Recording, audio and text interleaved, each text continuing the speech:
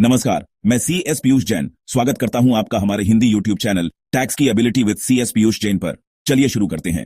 कभी सोचा है कि इतने सारे लोग अपनी वाइफ का नाम रेंटल एग्रीमेंट पर क्यों डालते हैं, जबकि प्रॉपर्टी असल में हस्बैंड के नाम पर होती है? मैं समझता हूं यह स्मार्ट लगता है। हस्बैंड हायर टैक्स स्लैब में है तो रेंटल इनकम को वाइफ को शिफ्ट करना, जो लोअर टैक्स ब्रैकेट में है, एक टैक्स सेविंग हैक जैसा लगता है। लेकिन यह एक टिकिंग टैक्स टाइम बम हो सकता है।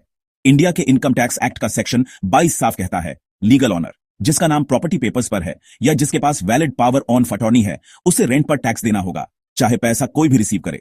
तो अगर प्रॉपर्टी हस्बैंड के नाम पर है लेकिन वाइफ रेंट कलेक्ट कर रही है और इसे अपनी टैक्स रिटर्न्स में दिखा रही है, तो टैक्समैन बेवकूफ नहीं बनता। कानून कहता है यू ऑन इट, यू पे टैक्स ऑन इट, पीरियड। यहां है बड़ा ट्रैप। सेक्शन 999 में डिक्लबिंग प्रोविजन। भले ही वाइफ रेंट रिसीव करे और उसे डिक्लेयर करे, टैक्स डिपार्टमेंट उस इनकम को हस्बैंड को क्लब कर सकता है और करेगा अगर उसने प्रॉपर्टी खरीदी है। यह रूल इनकम स्प्लिट करने और हायर टैक्स से बचने से रोकने के लिए है।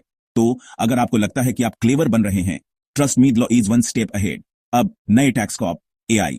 इनकम टैक्स डिपार्टमेंट ने मिसमैच को सूंघने के लिए AI का इस्तेमाल करना शुरू कर दिया है।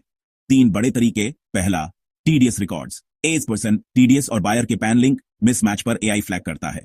दूसरा, SFT filings. RS 30 lakh deal registrar से रिपोर्ट, ऑनर लिस्ट मैच न होने पर रेड फ्लैग। तीसरा, फर्स्ट टाइम टैक्स रिटर्न्स। अचानक rental income declare, AI review के लिए स्पॉट करेगा। रिस्की लगता है? ऐसा ही है। अगर आपको फ्लैग किया जाता है तो आप टैक्स असेसमेंट्स, पेनल्टीज और यहां तक कि लीगल ट्रबल भी देख रहे हैं। जो एक टैक्स हैक था, वह कानून की नजर में सीरियस टैक्स एविजन बन सकता है। क्या करें? हमेशा लीगल ऑनर के नाम पर रेंटल इनकम डिक्लेयर करें। अगर वाइफ को रेंट और बेनिफिट चाहिए, प्रॉपर्टी लीगली ट्रांसफर करें। अपने सभी डॉक्यूमेंट्स, रजिस्ट्री अपडेटेड और कंप्लीट रखें। अपने सभी डॉक्यूमेंट्स, एग्रीमेंट्स अपडेटेड और कंप्लीट रखें। अपने सभी डॉक्यूमेंट्स, POA अपडेटेड और कंप्लीट रखें। और अगर डाउट हो तो किसी टैक्स प्रो से पूछें। AI और डेटा ऑडिट के युग में इनफॉर्मल ट्रिक्स अब काम नहीं करते। स्मार्ट टैक्स प्लानिंग तभी काम करती है जब वह लीगल फ्रेमवर्क के भीतर हो। शॉर्ट टर्म गेन के लिए लॉन्ग टर्म हेडेक न लें।